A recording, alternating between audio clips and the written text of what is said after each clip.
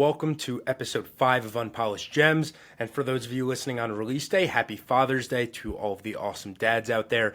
As you'll hear during this episode, it originally was supposed to be what we're launching as an Unpolished Chats series, which is just additional spontaneous content between me and my dad that's short form in addition to our long form episodes. And it was going to talk about my experience at Onsite, which you guys will hear about in this episode. However, halfway through the second half of taping it, a week later, we decided to turn this into a full long-form episode. So that's why the first half of the episode is audio only. The second half does have video, although I messed up a little bit on the recording settings, so it's our backup footage. It's not the super high-quality content you guys are probably used to from a video camera quality standpoint. But the actual content we think is awesome. Can't wait to share with you guys. I hope you enjoy this Father's Day special with my dad as much as I did. Hey everybody, welcome to episode 1 of Unpolished Chats with myself, Jesse, and my dad, Brian K.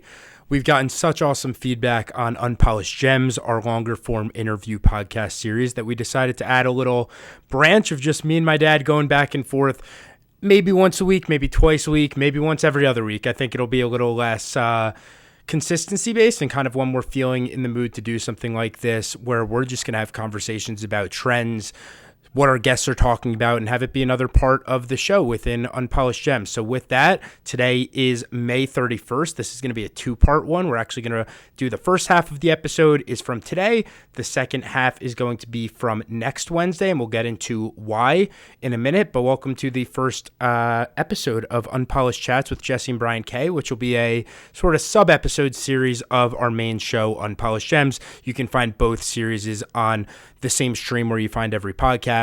These won't be on YouTube. They're going to be audio only. So feel free to check them out on Spotify, Apple Podcasts, wherever you listen to podcasts. Dad, are you here and on? I am here and I am on and I am pumped. Where do you want to go with this one? I guess we can go into why we're doing a 2-part episode, if that's interesting to you. Yeah, I want to kind of let everyone in on what's really going on behind the scenes in our lives, and hopefully have it make it clear like that we're going through stuff every single day. We're living a real life every single day, and we want to share what's going on other than this podcast, so everyone gets to know who the hosts of the show are, and also like maybe we talk about other things that are going on current event wise or whatever. But there is something special happening that I've encouraged Jesse to consider doing. So, Jess, I'm going to kind of let you maybe take a moment to explain, where are you getting ready to go to tomorrow through next week? Well, I guess first off, let's start with a win of the week that we were up in Ithaca last weekend for graduation for Cornell. I think I've now graduated 7 times for 1 degree. So we're done with that one. I realized I took 2 different sets of grad pictures. So I'm just going to tell people I have a master's because it's 2 different sets of pictures, even though it's the exact same degree. So that was a win. But I'm going at the recommendation of you, at the recommendation of a bunch of people I trust, to this thing called Onsite in Tennessee. I'm terrified and excited. And in short, what it is I'm going to this thing called the Living Centered program, I think is the name. Essentially, it's for a combination of if people are trying to do a reset, or they're overwhelmed by making big decisions, or they just want to pause their life and disconnect, or talk about old trauma or therapy or any of that stuff. It's 6 days off the grid in the middle of Tennessee. And by off the grid, for many of you that know me, I spend 14 hours a day on my phone a day, legitimately. Off the grid means no phone, no computer. I literally just had to go buy a watch at Macy's because I don't have anything other than a smartwatch. Can't have a smartwatch. So it'll be interesting. We're actually going to put this episode out tonight, the first part, but we decided for 2 reasons to push it to next week. Number one, I think it'll be really cool as an episode to hear what happened before the trip and after the trip, all condensed into one, rather than sort of baiting you guys at the end with a hook. And then number 2, I'm classically paranoid, and was paranoid that if I put this episode out tonight and told too many people in the world that I'm going to be off the grid for a week, somebody would hack me because they know that I'm off my phone and couldn't do anything about it. So that's the brief background. Anything you want to add, Dad, off the top? Yeah, that I wouldn't even know to think like that. So therein lies the difference in our generations. But why don't we That's just me being fucked up, I think. I mean, that may be part of the reason that you're going to Onsite. So why don't we start with, you know, what are you hoping to get out of this experience, and how are you feeling about going and being off of all electronics for about a week and exploring some of this stuff? It's funny because I don't really think it's hit me yet that I'm like totally going to be disconnected. Like, I think the concept of it's very different, except for the fact that I know the last 3 days I've woken up and like have that, when you roll around and you wake up and you like hop out of bed and you're like, oh shit, it's been those the last couple of days. I'm excited for the opportunity to just fully see what it's like. I was trying to think back. Like, I've been doing my podcast consulting and work stuff for well over 6 years now. And there's not been a 6 day period, let alone a 2 day period since then that I've ever been off disconnected from work, from life, from all of that thing. So it's causing the general anxiety that I have on like, well, what if this happens with a client, or what if the world burns down, or what if something happens to family, or what if somebody needs me, or what if a friend wants to call, or all of that stuff that I'm expecting to have.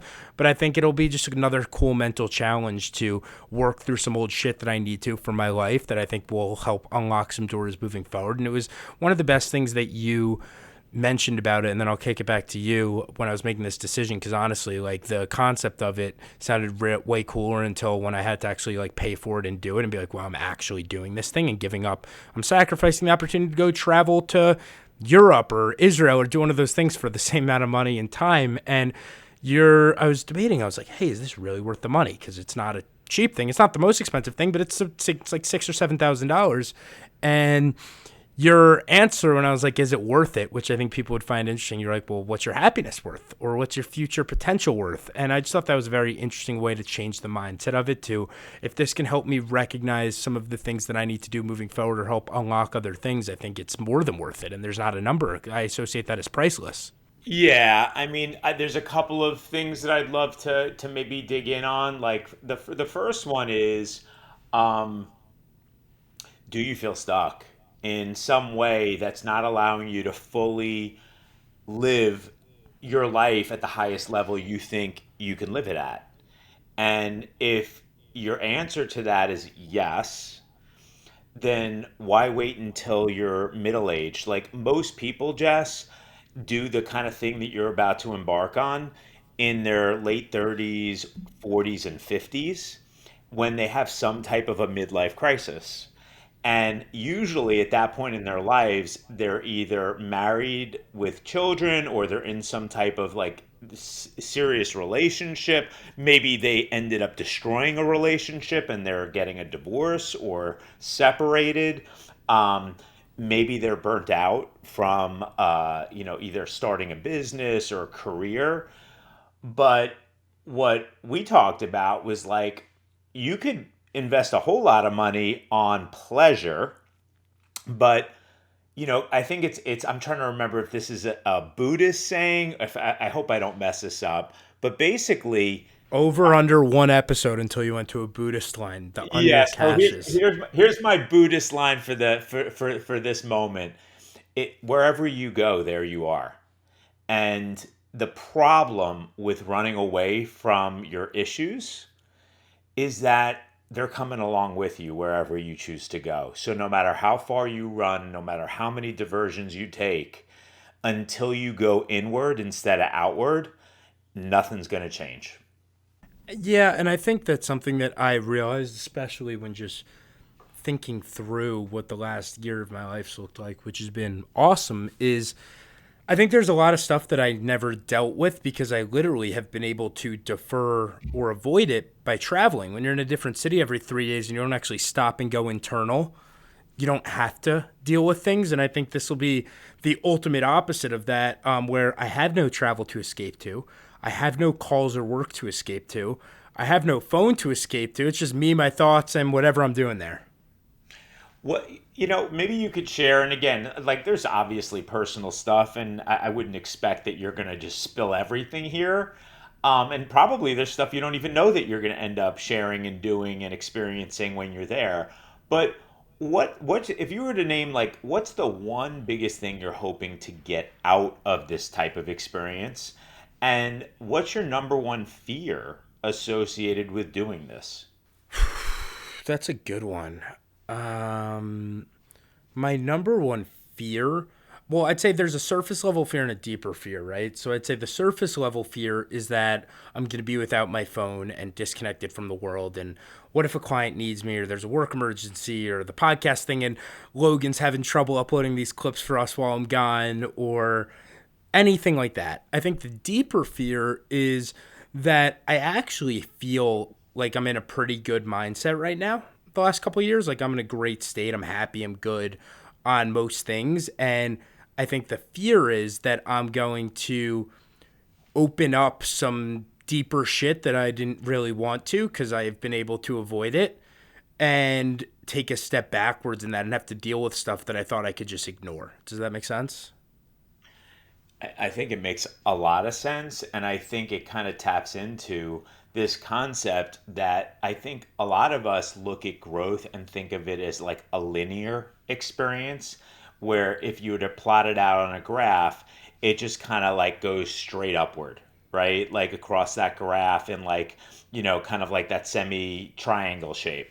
But the way growth really works is more like hockey sticking and then also like up and down, up and down, up and down squigglies and then a shot upward, right? And so often the reality of growth is that you often will take 2 to 3 steps backwards to take 10 steps forwards. And when you're taking those 2 steps backwards, it sucks and it feels awful, and everybody wants to just like you know get their little like cuddly blanket next to the fire and stay in their comfort zone. And to me, as a 54-year-old, I've come to the conclusion that the comfort zone is the enemy of growth, and that whenever you feel those feelings, you actually should lean into doing the opposite of that. Well, that one has been a super rewarding and eye opening one for me. On, I always say, like, the first probably, I don't know, 16, 17 years of my life, my number one goal was avoiding discomfort. And then there was a 2 to 3 year period where I was testing discomfort. And now the last 3 years has been chasing discomfort. And it's been so rewarding, far more than I ever would have expected, that doing the things that scare the shit out of me and the things that I don't want to do and saying things that I was afraid of and living it and trying new things has opened so many doors and increased my confidence, courage, happiness, that that's sort of the way I want to live on everything moving forward. It's like, it's not that deep, I've realized. Life's not that deep, and just take the swings and deal with the stuff you have to. So there's a couple of things I wanted to see if we can highlight. Like one is I discovered a really simple tool for decision making, even really difficult decision making. Like this was not a simple decision. This is a $6,000 to $7,000 investment that you made out of your own pocket as someone just graduating college from your earnings and savings before you've started your official career. And so that's not minimal. And also, you're doing it directly after graduation. Again, you could be traveling and doing many other things, and you're choosing to do something that a lot of people would be afraid of, right?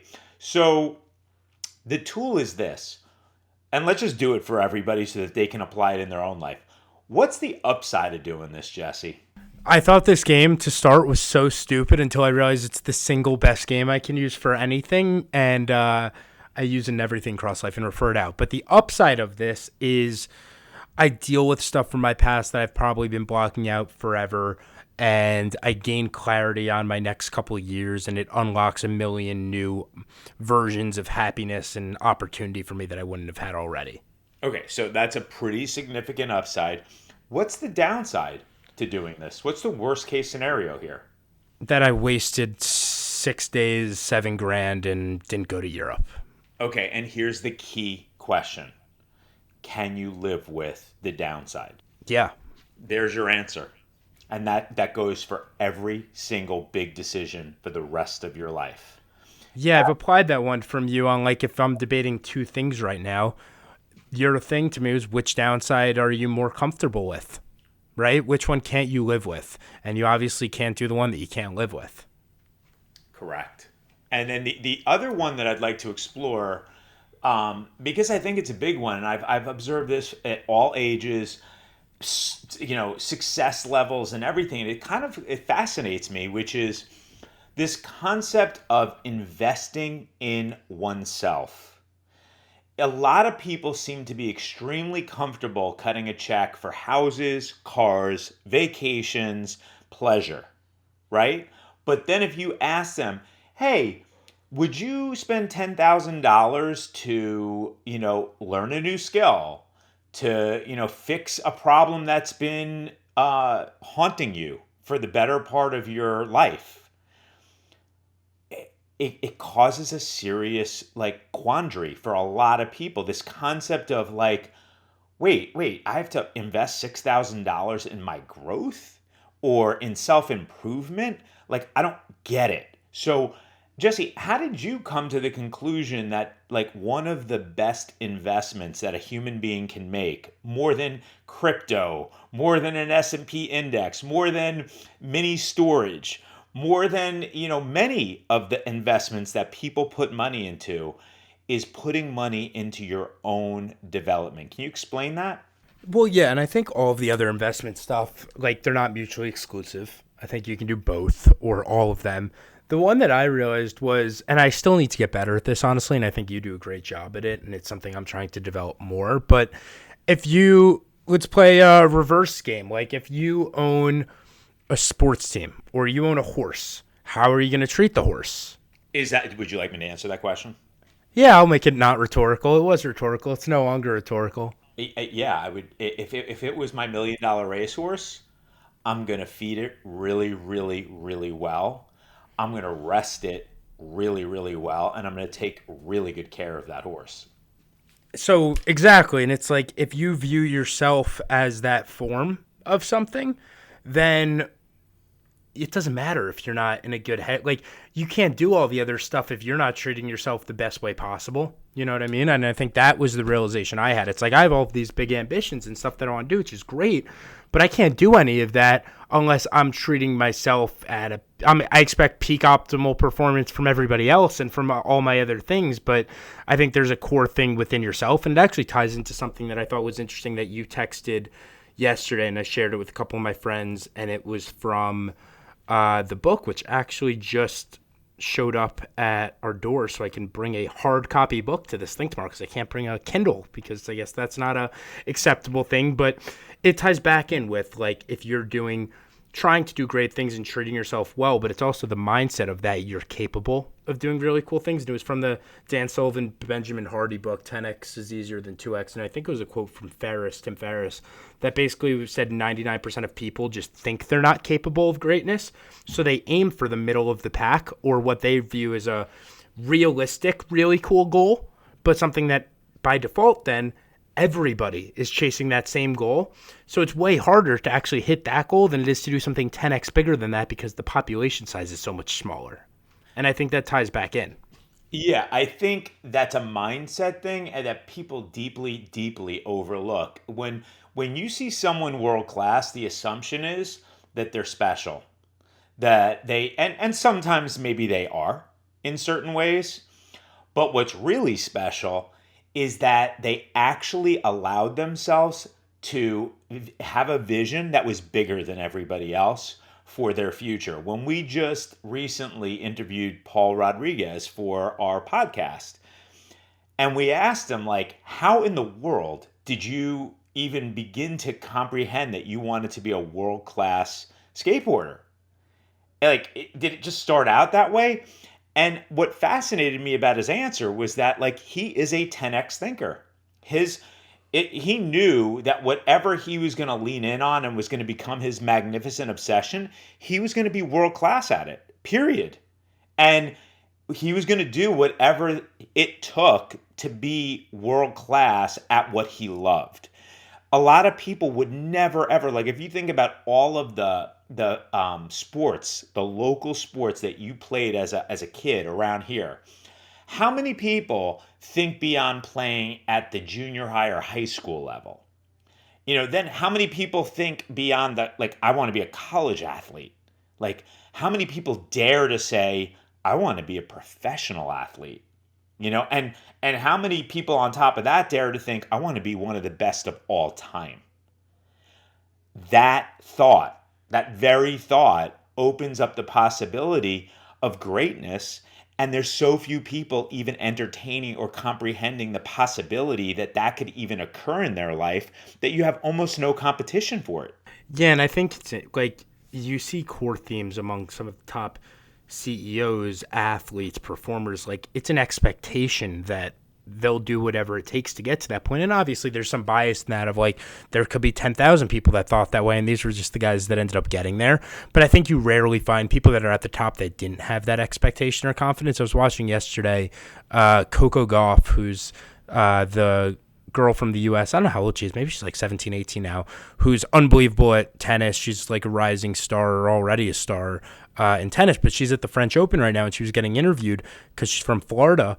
And she basically was saying Jimmy Butler, who's the star player for the Heat, when the Heat weren't even in the playoffs yet, and they had just lost game one of their play-in to even get in as an 8 seed, asked her if her family wanted tickets to the playoffs, and she said she was going to be in Europe prepping for the French Open. And he was like, all right, well, if your family wants tickets to the finals once you're back, let me know. And at this point, they hadn't even made the playoffs. They were an 8 seed. And what do you know? They're now in the NBA playoffs, NBA finals starting tomorrow. So I think that expectation is just always there for the most elite athletes, performers, everybody across the board. Yeah, I think part of it is this concept of like belief in yourself. And there's another thing, like I'm probably going to end up bringing a lot of Dan Sullivan quotes into this, conversation and into future conversations because there's a lot of wisdom there. But he wrote a book and it's called The Four C's. And I don't love the name, but I love the concept of it. And I think a lot of, especially younger people, need to understand the 4C process. It starts with commitment, not with confidence. So the first C towards accomplishing anything great is making a commitment to it. The second C is courage. There's a massive chasm between where you are and where you want to go, and it requires courage, right? Which is, being afraid and doing it anyway. And then the third C, which happens after you've made a commitment and have gained the courage to keep going, is now you have to find the capability because you don't have it. So now you have to pursue the training, the development, and the skill set that is necessary to become what you want to become. That's the third C. The final C is the confidence that is gained from the experience of going through the first three C's and having achieved a higher level of capacity in whatever it is you put your mind to. So what people get backwards is they don't understand why they're scared out of their mind and why they feel insecure and like an imposter on the front end of any great thing that they're trying to achieve. But the reality is that nobody feels the confidence in the front. They feel it at the end. And then that fuels your next round where you go 10 times higher than where you are. And that can be for the rest of your life at whatever you choose to be obsessed with. And the only difference that I would say, I see if it's coming from a source outside of you, that's got to tap out eventually. You're going to burn out. And I'm sure there's some incredible success stories in sports and other arenas that was fueled by a crazy parent, somebody who, it basically shamed the person or told them this is what they're going to be. And they got them up to a certain level. But at some point, if that doesn't convert into a magnificent obsession that is driven intrinsically from your own intrinsic motivation, you can't keep making 10 times gains. I just don't see where you're going to gain that endless energy from. In the note of being confident, why don't you talk a little bit about the video you recorded earlier this week when we were sitting outside? Smoking a cigar? Oh, okay. Okay. Thank you for clarifying that. Yeah. This one, by the way, for the record, could either go down as an unbelievable quote or a hilarious quote. So let's hope for the former. So again, I'm going to start with I don't have the confidence yet, but I am willing to make the commitment. So let me start with that. When I committed that I would love to do a podcast a week for the rest of my life with my son Jesse. What an amazing commitment that is, right? That I would get to check in with my eldest son, starting at age 54, 22 for Jesse, all the way through every major milestone and kind of like record the milestones being achieved in our own lives, the world changes that are going on externally to us, that we meet all of these incredible people and that we become, better along the way.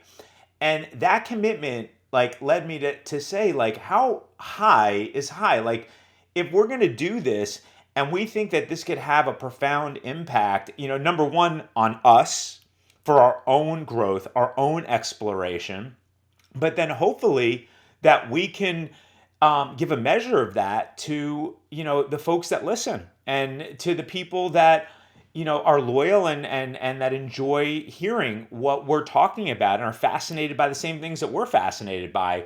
And it got in my head and I'm like, why are we thinking small here? Let's make a commitment. And then Jesse showed me something from Mr. Beast, who I don't even know what his real name is. But Mr. Beast had recorded a video when he was, I think, 16 or 17 years old. And he's like, I'm going to be the number one YouTuber in the world in the next however many years, 5 years. I don't know how I'm going to do it, but you heard it here, and this is going to happen, right? And then each year he would record, if by next year I don't have this many viewers on my YouTube channel, I blew it. And I'm like, Jess, that's exactly what we need to do. Let's make a declaration right now that in 3 years, we have well over 1 million people who download our podcast, that subscribe and download to our podcast. In 5 years, let's go for 10 million. And in 10 years, I would like over 1 billion people who are listening and invested in our platform and are Are part there of even 1 billion people in the world that listen to podcasts, Dad? By then, yes. Brian and Jesse K are creating a community that is I was unstoppable. with you until there, but all right.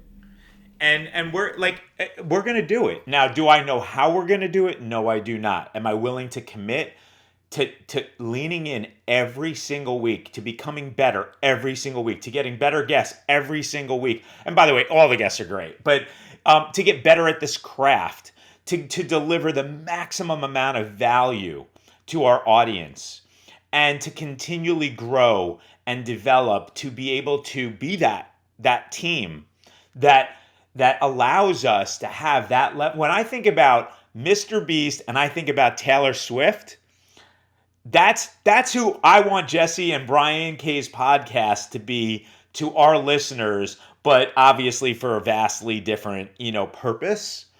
But what astounds me about those two is just the level of connection that they have with their community and that they clearly wanted to, have a wide and meaningful impact and they accomplished it. And I think like all great things start with a single step, and that's what this is. I agree. I don't even know how we're going to do these every week. Like, are we cutting this now? Are we keeping this going? What are we talking about? I think we're going to get feedback from people on these, which is fun because I think the pro and con of this is me and you could talk about these for 3.5 hours each week. And I don't know how interested 3.5 hours is. Or we can keep them in 30-minute bite sizes. We're kind of learning on the go. Yep, and I would say, guys, if you want it to be 15 minutes, let us know. If you want it to be 30 minutes, if you want it to be focused on, current events and what's going on in the world, that'd be great. If you want it to be a personal conversation between a father and a son about what's going on in our lives, or all of the above, please give feedback. We're here to continually take that in and give you exactly what you're looking for. But we just want to keep sharing if you find it valuable. With that, I guess how about this? Before I close this off, because keep in mind, when I close this off, you guys will immediately start hearing next week's recap. It's just going to be one episode releasing probably next Wednesday or Thursday, including my post onsite experience.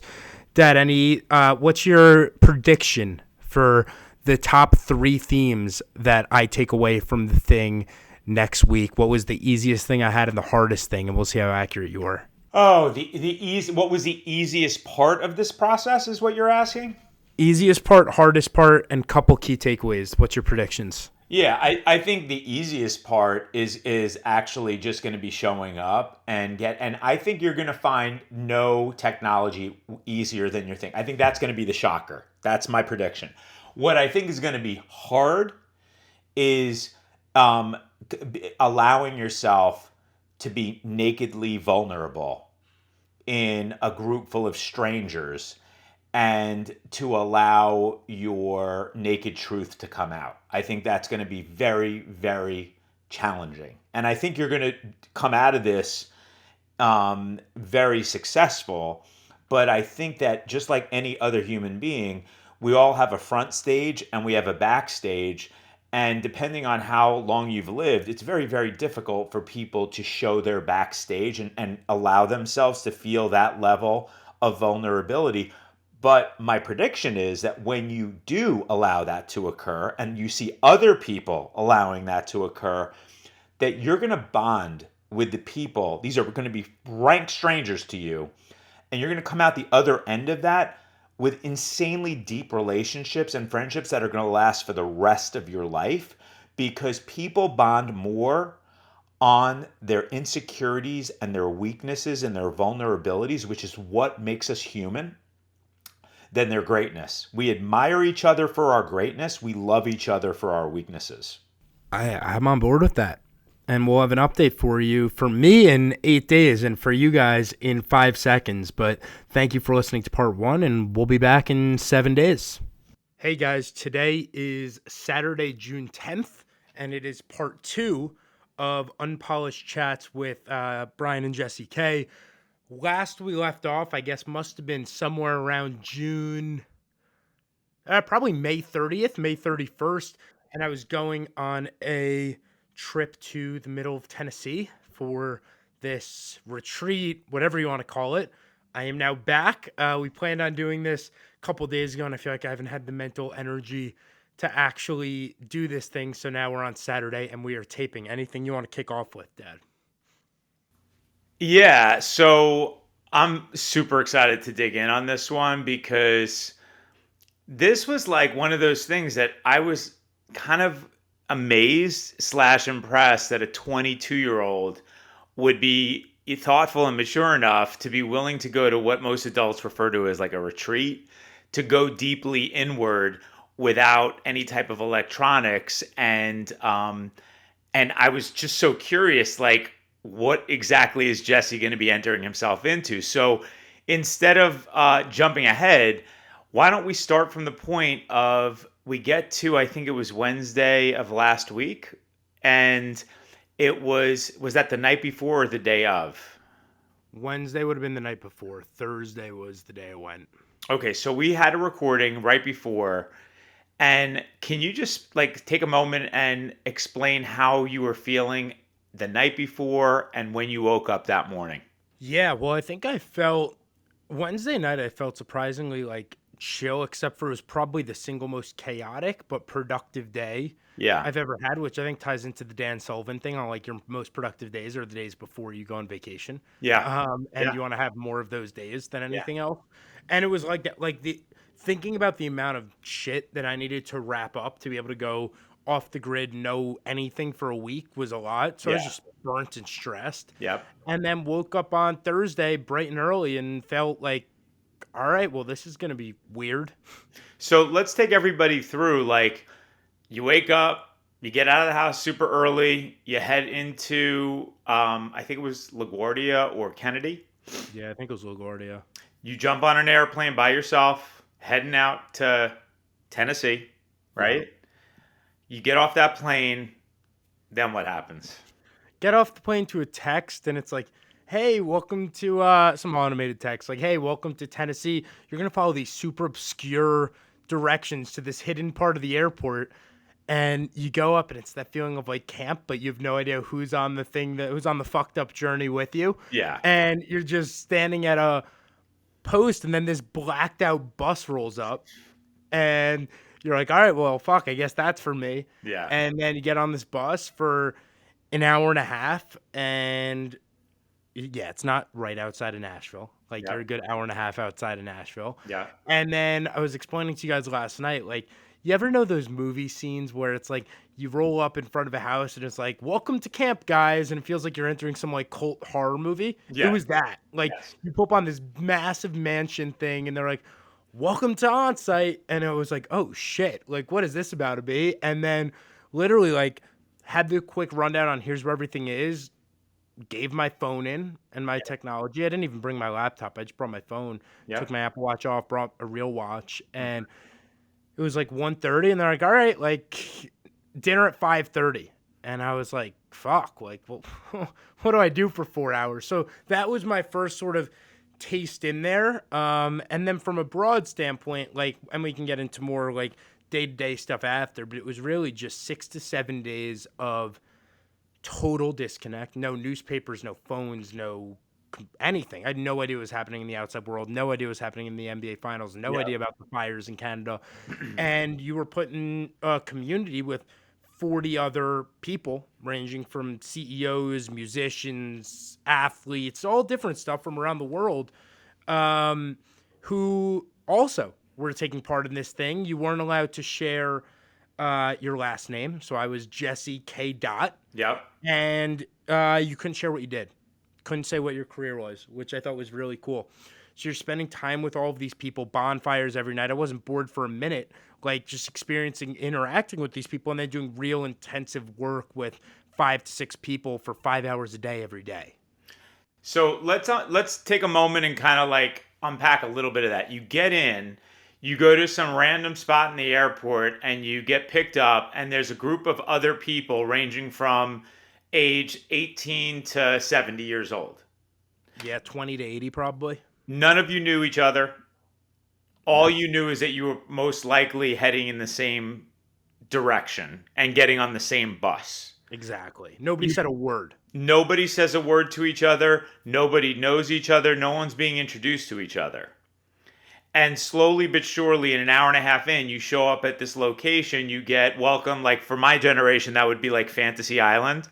You know, you basically get on this prop plane, and then it's like, welcome to Fantasy Island, and every fantasy comes true here. And basically, but this wasn't Fantasy Island. This was more of a place where people do deep inner work. And you get there, they still don't introduce you to each other. They take away your electronics, which in your case is something that's extremely, extremely important to you. And then they tell you you've got 3 hours plus of open-ended time. Here's your key to your room. You've got a couple of roommates. Enjoy and we'll see you at dinner. Is that pretty accurate? 100%. Okay, so what do you think the thinking was behind just not introducing everybody, not doing any kind of formal thing, and just letting people kind of work their way through that? Well, I think there was a part of like people had different comfort levels, I think, for being there. So giving everyone a couple hours to decompress. Yeah. And different people were coming at different times. Like I was the first group there. Then Okay. another 20 people came. Then another 10 people came. So I was just like, all right, like let's roam the campus and go meet some people and shake some hands and learn. And it was interesting. Like when you can't talk about what you do, Yeah. the whole frame of how you start talking to people is so different. It's like, what's your name? Where are you from? Oh, why do you live there? Can't talk about it. What's your background? Can't really talk about it. Yeah. So it has you go for different areas on who they are, what their interests are, family, values, Yeah. passions, that kind of stuff, which was such a cool, unique way to go after that kind of stuff. So yeah, I want to drop through like what a human conversation gets like when you take away people's phones and any of the things that they use to distract themselves. You take away their identities. So again, it could be a famous person. It could be somebody who is a student that someone's parent picked up the tab for them to be there, and everything in between. But they don't tell you that. So you're interacting, and it starts with friends, family, and things of that nature. What happens as you continue to allow that kind of, navigating a new relationship unfold? Like, are you able to identify with, I like this person's energy? We seem to share philosophical similarities. Like, how do you determine who you want to hang with at dinner time and who's going to be your friend? It's literally like the first day of high school lunch thing again on like who the groups you're sitting with at meals are. But for me, it was like, who do I vibe with? Like, who's cool? Like, Yeah. who am I throwing a football around with? Who seems like they have interesting values and stories and live in cool locations and have a cool background and all of that stuff. But it was really at the core of everything, like Yeah. down to people rather than their mask, which I thought was fascinating because I feel like a majority of the time, anytime you meet somebody, it's like, hey, what's your name? Where are you from? Where do you go to college? What do you do? Yeah. And And then that frames everything. the other piece that they took away from you is you can get that information, and then being that everybody's curious and they have social media, if you have an electronic phone with you or any type of media source, you can start looking at their socials. And in this case, there's no doing that, right? So they cut you off from doing research to try to get information on each other. And the thing that I really appreciated about it, like they explained it, I was like, this is stupid. Why can't we talk about our stuff? And then they explain it. And the explanation was two parts. Number one, if there's people there who are more public facing who you'd recognize, Yeah. they're there to disconnect from that probably and to be their actual selves. So if you out them as that person, then they're back into the acting behavior of Yep. whatever person they play. Yep. And then in addition to that, it was, let's say the example they used was, let's say that Tom, random dude Tom, is a doctor, right? Right. And he tells people, or they find out he's a doctor. You can bet within 2 hours somebody's going up and being like, hey Tom, like I've had this weird issue with my shoulder the last couple weeks, like do you think I should see a doctor about it? Yeah. And in 2 hours they're now back into their everyday life. Yes.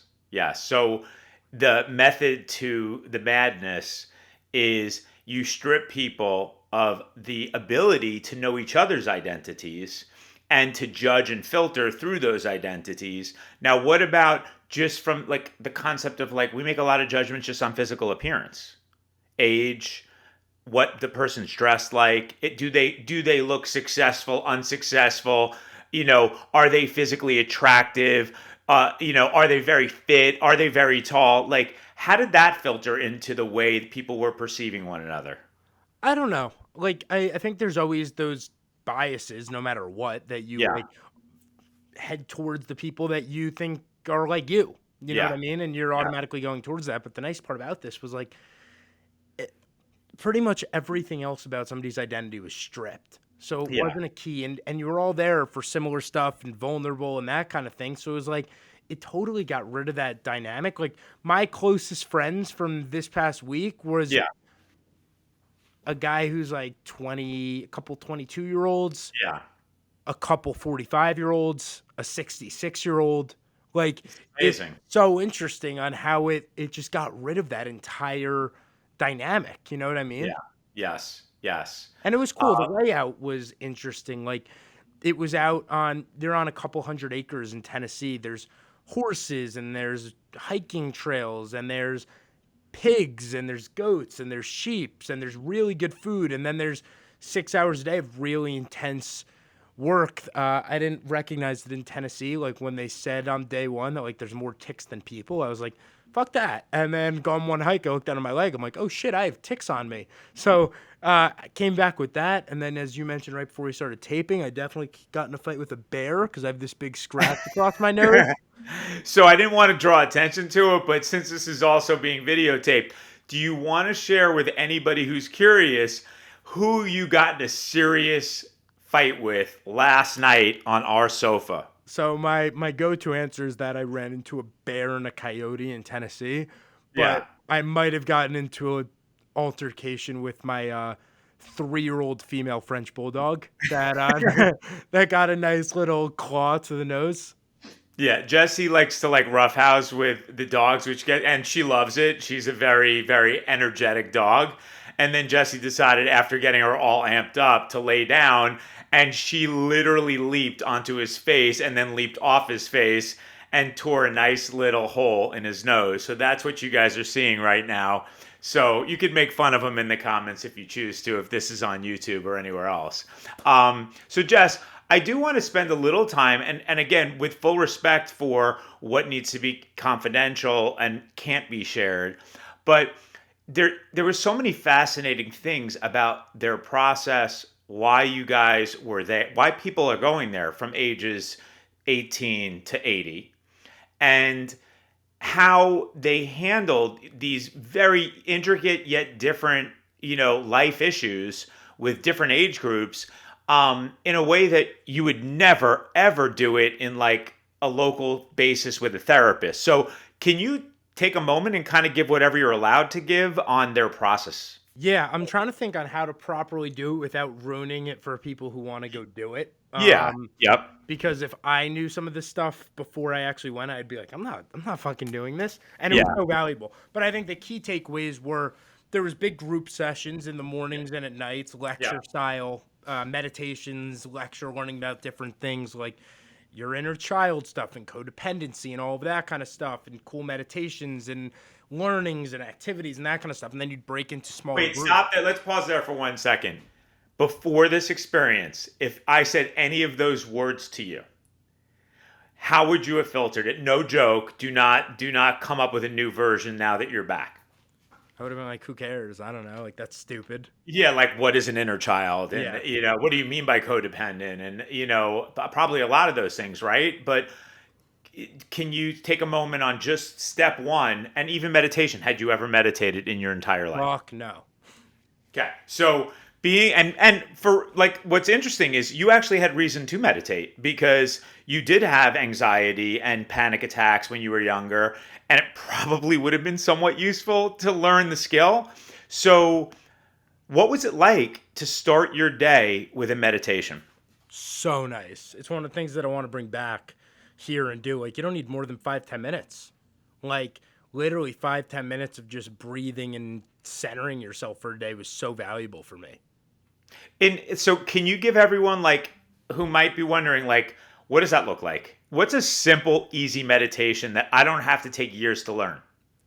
The one that I enjoyed the most was literally just sitting and deep breathing, like 4 seconds in, 4 seconds out, 6 seconds in, 6 seconds out, 8 seconds in, then back to six, four, like just like a 2 minute cadence of like deep breathing and either like nature and hearing the sounds. And it was really about paying attention to what you were Okay. surrounded by. So like Yep. hearing the noises, feeling the breeze, all of that stuff, which I would think was so stupid, was Yep. actually so nice. Like it just totally connected you with like where you are, what you're doing, and what's happening right now, and totally takes your head out of what's going to be happening in 3 hours and the paranoia that's associated with that. So that like and you're going to make fun of me because you're like what does it take you 5 minutes to talk about a Buddhist quote or something of that nature? But they 16 were minutes and 2 seconds is all the right, 60 time. minutes, 2 seconds in. Here's my Buddhist thought. My Buddhist thought is that you're referring to monkey mind. And in Zen, they talk about monkey mind, which is like chatter, the constant chatter that we all experience all the time about like what happened or what's going to happen, right? Which pulls you out of the present moment. And the present moment is the only reality that there really is. And it's also where you find peace because that's where you are centered and you are experiencing the here and the now. So it sounds like when you utilize the ability to just put your attention back on your breath, put your attention back on what it smells like, what the sounds are around you, that it immersed you in present moment awareness. Is that a reasonable explanation? Yeah. I put it much more simple than you do, but yeah. Well, I'm complicated, Jesse. Yeah, no, I think it's the same thing. And that was really cool. And then the actual work that we did, I'll leave out the specifics, both Yeah. for like just people's confidentiality on stuff and Yes. then also for protecting the experience. But the concept is around psychodrama, which is essentially like talk therapy and that kind of stuff is just talking about your stuff. And it's very easy to dodge around stuff you don't want to talk about. Yes. The stuff kind of work we did there is like you're reliving shit and you're living other people's shit. and that like you're playing parts in experiences Yes. in addition to a whole lot of other stuff. But that was Yep. it was like intense. It was like 5 hours a day for 5 days of like real intense small group stuff. Yeah. Where the biggest takeaway I had was that everybody I met, including myself, from the toughest guy to everybody there, cried. 100% hit rate. Everybody cried. And then people were crying from other like I would be doing something else and I'd like take off my sunglasses and be like, fuck, I'm crying and I don't even remember crying. Um, so it was such an interesting experience. Like the value of being disconnected from my phone, incredible. I was kind of scared to turn it back on, and the world Yeah. didn't end. Yeah. And that, although there were fires, which made me thought the world almost ended, but the world didn't Yeah. end. Yeah. And then I think I worked through a lot of shit that I've been deferring working through forever. Yeah. And I feel I we were talking about this last night, and maybe you can hit a little bit on what you've noticed, but Yeah. I don't I can't quantify anything different, but I Yeah. feel different. If Yeah. that makes sense. Yeah. I mean, like externally, because I'm not like you have a subjective first person experience that only you can articulate how it feels. But as somebody who's a significant part of your life who experiences you and has experienced you your entire life, it feels like a weight has been lifted. There's a lightness to you, and whereas before you left, and in general, we even like when I was talking to your siblings, Logan, Lily, Mom, it's like there always was an inherent like edge, anxiety that went along with your energy, and it feels like that's been lifted from you. And I don't know what that feels like on the inside, but I can assume that if you always live with some generalized version of that feeling, it's probably pretty exhausting. And to have that removed or at some level removed must be an immense relief. Is that some degree of accuracy? Yeah, I just don't know how to even word it besides like free and open and light and good. Like it's such a weird. I'm having such a hard time expressing it besides Yeah. just like peaceful. I don't know. Good. Yeah. I'm not So, wanting to Indonesia to become a monk, but yeah. like I just feel more at peace with stuff. You know what I mean?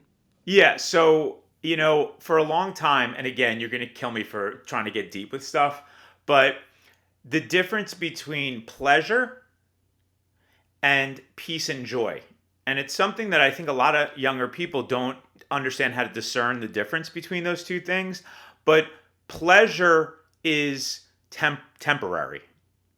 It's something that can come and go, right? There's pain and there's pleasure, and there's pain, and they usually go with each other. Like whatever, when you're pleasure seeking, oops, sorry guys, when you pleasure seek, the reverse side of the pleasure seeking is the downside of it, right? What goes up comes down. But when you find that center and that peace, then you can feel a sense of like a joyfulness about life, an acceptance of life, even when it is painful, when it is stressful, because it's always going to have that component of it. And yet, the way, I guess the last way I might throw out there, if I was going to throw an analogy out, is instead of feeling like you're the waves undulating at the top of the ocean, you feel like you're the ocean submerged beneath it, which is calm. And even though the waves are still happening at the top, you're the ocean now, and the ocean's at peace. Sure, that's a deep way of saying, yeah, I'm chill right now. Or you just feel fucking relaxed at the moment. And it feels good. Yeah, no, I just feel good. So generally, it was a great experience, and I think gave clarity to a lot of stuff on like. I think I put a lot of pressure on myself and feel behind on stuff on like I got to move quicker on career stuff today, yesterday, and Yeah. it was just takeaway on like I'm good, like I'm Well, chill. can we take a moment on that one? Because I think you had such an interesting perspective because you were there, and because in general you tend to truly relate not only to people your own age, but it's just kind of an interesting thing to watch with a lot of older people, like especially older men. Tend to be like you're like maybe an old soul. So, what did you discover about people who had that high level of external success and achievement, and their inner backstage experience of life, and how did that impact your thinking about being in a rush to be externally successful? Well, I think like you realize that no matter how like it doesn't fix happiness. You know what I mean? And it can only, Yeah. it sometimes can exaggerate problems, and people deal with real shit no matter how externally great things look. Yes. And some of the most successful people you'll ever meet, some are super happy and satisfied, some are miserable. Yeah. And it was just an interesting check in on like th- there was value for them to go at 30, 40, 50, 60. Right. Couldn't hurt to go at 22. Yep. Yep. And is it something that you would see revisiting, Jess? Like what it beyond what you got out of, like, my understanding of it was it compressed like 2 years worth of therapy into 6 days. Is that a relatively accurate insight that like it just compresses an It's immense. so different though that I think I'd quantify it even more than that because I don't think I would ever have gotten to the shit I got to in traditional therapy. You know what I mean? So in an office in that setting, you may never ever peel the onion that deeply. I know I'm not, especially not with my peers. But yet, when you have the airplane effect of I don't know you, you don't know me. And we're trying to share our shit. You don't know my name. You can't look me up on social. We've made a commitment to one another that there's no disclosure of anything. What happens in this place stays in this Which, place. by Like the way, like I know that was probably weird for you guys. yeah, Um, you're saying no dialoguing with you whatsoever. no, and also like no talking about anything like who was there, what happened there. Like everyone respects it, which is awesome. You know, I think without that, what do you really have, right? And without the trust that you can share your deepest, darkest, shadowy stuff, and so can this person, and you could come out of that place and feel completely confident that nobody's running to the media and disclosing this. And no one's outing each other because everybody exposed themselves. And also everybody, because you're all strangers, feel completely comfortable exposing some of the most vulnerable things a human being so can you tell a little bit about how they create that environment and how quickly you make a bond with another human being when you expose that? Yeah, it was something that we were all talking about there. I'm like, there's nobody in my life that knows the shit that those five people in my room know. You know what I mean? Like, Yeah. and just from that level of peeling that stuff back so quickly, like it would take 40 years. Like we were thinking about from a time standpoint. Let's say you're spending 40 hours over that period with Yeah. a group of people learning about everything about them and their deepest stuff except for what they do and Yeah. where they're from and that or not where they're from you can know, but what their last name is and what they do. Think about how many years it would take for you with a normal friend who you meet from work to get to that Yeah. point. You 70 may years? never. Never? I don't think you're ever You getting may there. never. You may never 40 get there. hours I of mean, deep personal relationship stuff. yeah, I mean, look, I'm not recommending that everybody automatically starts practicing full self-disclosure to make, closer friendships faster. But there's a big insight with AA and all of the anonymous programs that people will admire each other for their greatness, but you're not going to bond with each other over it. In fact, you may not like somebody. When somebody comes in and they're squawking and they're beating their chest, and you may be like, well, they're pretty cool, like that's an impressive thing that this person's achieved, but seems like kind of a dick, right? But when that same person unzips and says, hey, here's the backstage of that. I had sexual trauma when I was a child. I was beaten every day. I'm a former drug addict, or maybe there's never a former, but I'm an addict. Um, you know, your entire view of that person completely shifts in that moment to empathy, love at some level, compassion for what they must have been through, and it changes from maybe some level of like I don't really like this person to this makes me really admire this person and what they've been through. So is there a component of that that happens in this environment?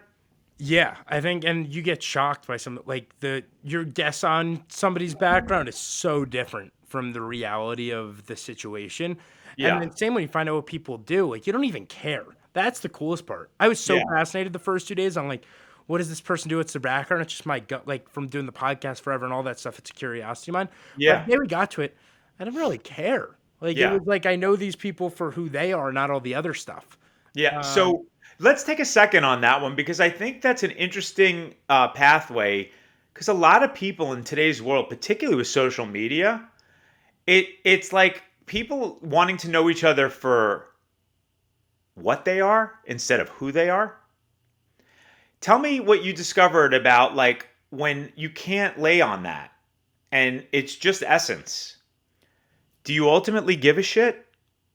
And is it something that like afterwards, even like let's say you found out that somebody did like either they were unemployed or did something that like in the past you would never have interacted with, and you find that out at the end, like does it matter anymore? I can talk from experience being there. It made no impact. Okay, so and what if you found out that the person that you didn't vibe with was uber famous? No impact. Like, was it like, oh, maybe I should now get to know this person? Not really, because it was like that whole understanding of like you. A ton of people network there after the fact, and a lot of cool stuff's gonna happen from there. But that wasn't the reason people were there.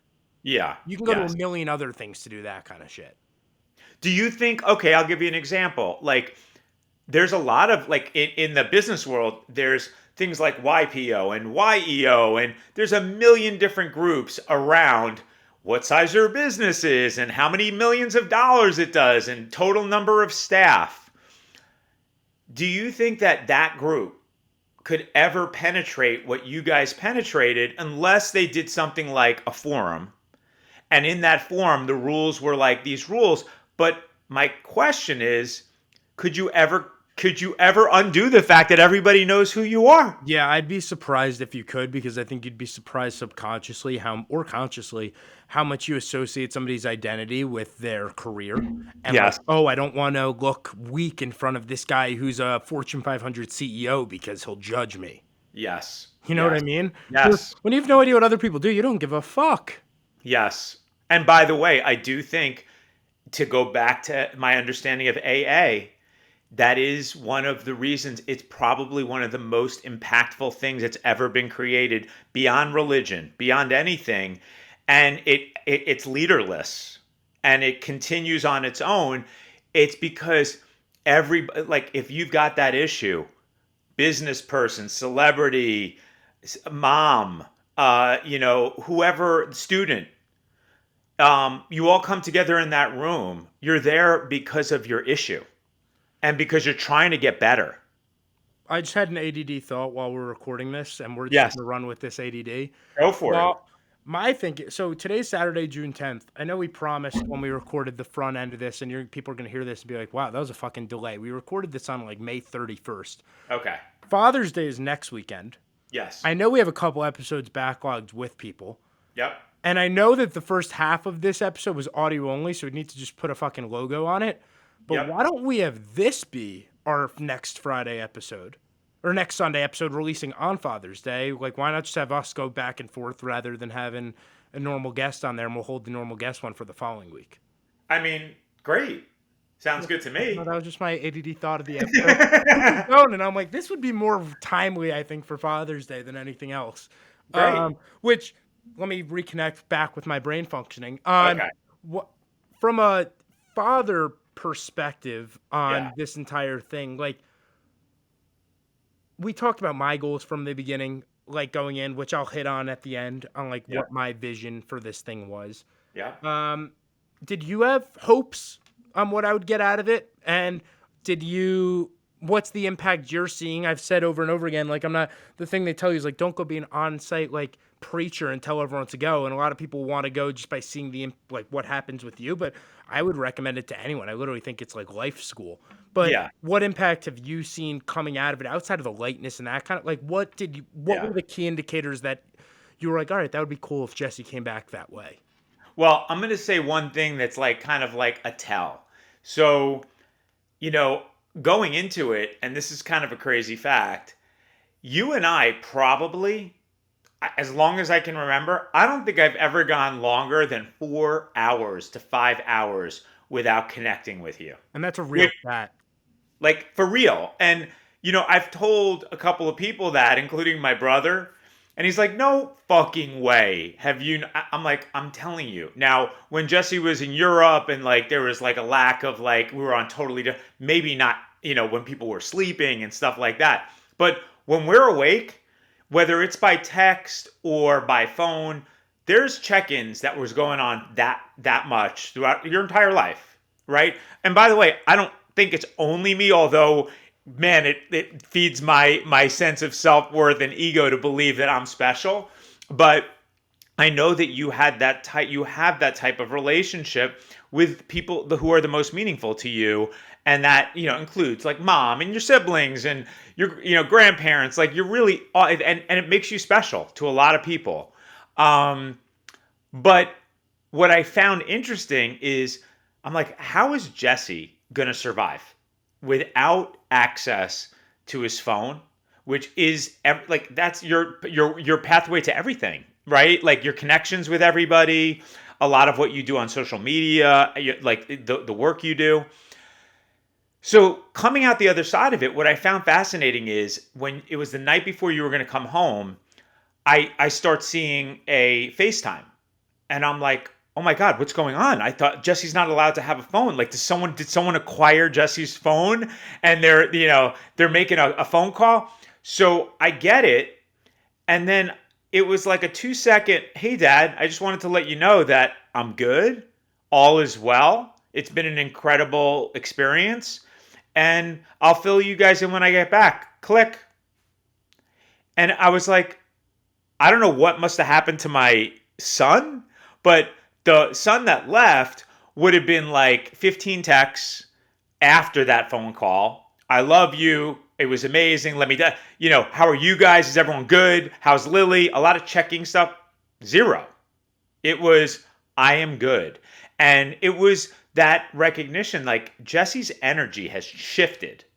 Jesse seems calm. Jesse seems at peace. And that is so nice. I don't know what that really means yet, and I'm going to wait to hear from him. But that was an immediate tell. And then when you came home, just there wasn't a whole lot of need to check in. There's not 1,000 texts going back and forth from you anymore. I know it's recent, but still, that's like out of the ordinary for you. And then we went to dinner, and the biggest thing last night was, I've been on Jesse since as long as I can remember. Can you put your fucking phone down? Put the phone down so we go to dinner as a family, and honestly, I feel like my heart swells when I get to go to dinner with my wife and my family. The fact that they even enjoy still going to dinner with me or going on trips with me, that to me, that's success. That's my definition of success. But what pisses me off, call me a little bit of control freak, is when they start on the phone. It's like, hey guys, we're here for like an hour and a half. Can you look at me and mom and each other, and can we engage and have a real conversation? Like whatever's on your phone, you're telling me that they're more important than this conversation right now. And I've said this 100 times, and nobody ever listens to me. All I know is when we sat down last night and you were like telling us about your experience, phone was off. Phone never got picked up. Phone never made its way to the table. And you looked me, your mother, and your brother, because your sister was out at GovWall, in the eyes and engaged with us the entire time. You were present. That is not something you had the capacity to do before your experience. Yeah, no, and that was one of my takeaways from the whole thing. On like my reason I've always been connected to my phone is I'm like, I need to be accessible because what if something happens? Like, what if somebody Yeah. needs me? What if a client needs me? What if a work thing Yeah. comes up? What if a family member needs me? And then the takeaway was I had all these nightmares on what was going to open up on my phone after 7 days off the Yeah. fucking grid. And I'm like, all right, I have like a million texts, but a lot of them are group chats. Yeah. And of like the 100 that aren't group chats, I looked at them on Wednesday or no, I looked at them Tuesday night or Wednesday, Okay. whatever it was, whenever we got Yep. it back, and I was like, yeah, none of these need to get responded to before Thursday. Like Yeah. they could, but none of them are that urgent.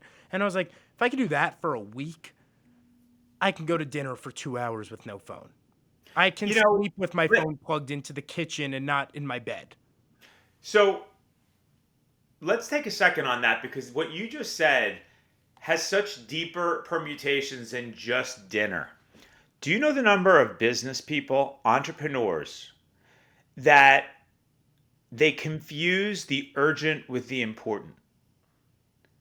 And they stay in that anxiety based urgent mode all the time. And they are robbed and they're robbing their families of being present because of confusing urgent with important. And what I have found after 30 years of doing business is that, that Pareto principle, the 80-20, which is probably realistically a lot more like 95-5 or 90-10 instead of 80-20, is so freaking true. And you could literally peel off possibly 80 to 90% of the shit you think is important, but it's really just urgent alarm belly stuff that keeps you in that monkey mind mode. Scoop it off, stay present, ride a bike, take a hike, play a sport, right? Put music on, do whatever the fuck you want to do, right? Chill, be present for your friends, and still be equally successful at whatever it is that you do and have a much better life experience. No, I totally agree. And like it was just such a good like I think I'm gonna try and go every like 5, 10 years. Just as a check and disconnect. Like I was thinking back, the problems that I would have had there 5 years ago, Yeah. night and day from the stuff that I was talking about now. They didn't even come up because like different problems. And in 5 years, I'm sure I'll have some new shit I want to work through. And it was just a good disconnect. Like really good food, really nice area, really Yeah. great people. Like stayed in touch with the guys and the girls who I met and like literally pushed my flight back in Nashville 12 Yeah. hours to spend more time with the group of people. So like that stuff was awesome. And generally, like, I hope it ends up being a worthwhile thing. Like, a lot of the guys I went in with were all like, some were forced by parents to go, some had cut the check themselves, some have done different stuff. And a lot of people's takes were like, I'm just doing this because I feel like I have to, but like, I don't know if it'll be worth it. And then, pretty unanimously on the way out, everyone's takeaway was priceless. Like, I don't know what the number is, but it's far higher than 7 grand. So, Yeah. what'd you learn from, I think we talked about this on the front end. One of the decisions that me and mom made with you was like, yes, there was a graduation gift, which had more to do with traveling in Europe, Yeah. right? And then it's like, look, that nothing makes me happier than to after all this time. I didn't even think you were going to go to college, let alone finish, and let alone graduate from Cornell. So I couldn't wait to celebrate that. But you're on your own, dude. You know, and if you want to do this, which I fully encourage, this check gets written by you.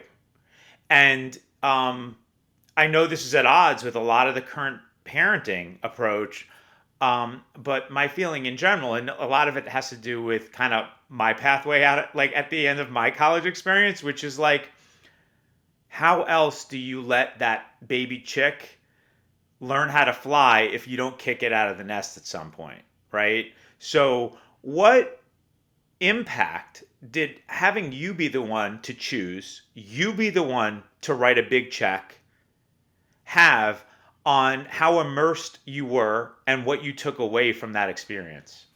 Enormous. I think number one, nothing against people going if their parents paid for it. I think that Yeah. like people have different situations, and if that was the right thing for them, then awesome. For me, it first it was scary. Like 7K is a lot of fucking money for a 6 day thing. That like I was like I could go to Asia with 7 grand, or I can go to Tennessee and like cry a lot. Like which one? Yeah. Which one do I want to do? Um, and I'm grateful that I had people that were like, you should go to this and really consider it. Um, scary at first, and then once I got there, I was like, all right, well, fucking all in. Like, if I'm cutting a $7,000 check, I'm gonna get my money's worth and lean into this thing. And I Yeah. think it became super valuable because I knew that I cut the check, and I was like, this thing.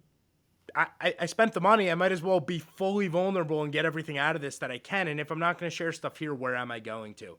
So I think it was enormously important to me. And we go back and forth all the time that, like, I have a weird, I don't know if it's not even passive aggressive. It's just an aggressive mentality on when somebody, it's like, all right, you're cut off from this, you're cut off from that. It's like, fuck that. I'm just going to go make it work. So, like, Yeah. when we were in, like, when I graduated actual classes in December and you and mom sit me down and you're like, all right, like, it's over. Like, you can live Yeah. here, but it's over. There's no more anything. Like, you can live Yeah. in our house, but it's a wrap. And What impact did that have? Because obviously, like you're starting, on a pathway with a career, but you've always maintained, clients yeah. prior to. Um, when I said, Jess, it's over, man. Like, that's the way. Like, I entered the world, and it wasn't even like kind of like nice. It was like you're like you don't have a whole lot of credit, and as much, I mean, I'm sure my parents would have loved to have given me money, but there isn't any. So good luck, and let's see how it goes. So my question is, and by the way, best thing that ever happened to me, Yep. true blessing, and literally defined my career and my philosophy and a lot of things. What impact financially did that have when it was like, Jess, sorry, it's over? It freaked me the fuck out. And then all I know is I, like, tripled my income in 30 days. Yeah, so that's what I wanted you to share that, because I think there's an awful lot of both parents that are going to be listening to this, as well as young men and women who, how could you, how dare, how could you take me off the payroll? Like, I'm so young, and all my friends, yeah, everyone's got their argument for why it should continue. But what I have witnessed is that every time that you do something like that, it triggers someone's potential, and it actualizes it, right? Because without the stimulant, like, if you didn't go in and just irritate the shit out of the oyster, there'd never be a pearl. But if you do a little of that, and you do it in a compassionate, loving, like, I'm doing it from a place of love. I'm trying to be a good parent. Like, yes, I want to be your best friend, honestly, for the rest of your life. But more importantly, I want to be your parent, because it's my job. It's my role. Like, I believe that your soul chose me and mom. That's what my belief system is. Oh, fuck. And We're if going deep. Yeah, well, that's what I believe, that you chose this family in this time, in this place, and I have a responsibility to help give you every possible way to manifest your greatness that I can give you. Same with Logan, and same with Lily. And if I shirk it and I become your buddy, and I just do the things that are easiest to make me feel like, all right, he won't be mad at me, he'll still love me if I keep giving him money. But I know deep down that's probably not what is best for you and for your future and your development to become, like, my goal is, I want you better than me. I want every generation to do one step better. Like, you're our future. You and your friends, the reason I care so deeply, we have a lot of issues in this world, in this country. I hope you guys figure it out. I want us to win. So I think it's on us as parents, if we're going to do this as a Father's Day podcast, like, dads, it's on us to create great men and women that are going to hopefully lead us down a prosperous and a meaningful pathway that is not destructive. So we have a big responsibility here. I totally agree. And I think this is probably a good place to wrap it up for this episode, especially because of the fact that I'm itching to go smoke a cigar with you. And we have limited time on this Saturday afternoon. Yeah. But Yes. Yeah. generally, I I hope you guys got some interesting takeaways from this one. We didn't mean for this episode to go for an hour and a half, I guess, combined between the two. We are going to do shorter form unpolished chats with me and my dad that will not be standalone episodes. They'll be in addition. But thank you for hearing out my ADD realization that, oh shit, Father's Day. Yeah, that ties in. Let's do one together. So we hope you enjoy it as much as we enjoyed recording it. And please leave us your feedback, and we'll be back with regularly scheduled programming with an unbelievable guest next Sunday, June 25th, if I'm doing my math right. So thanks, guys. Yep. Thank you.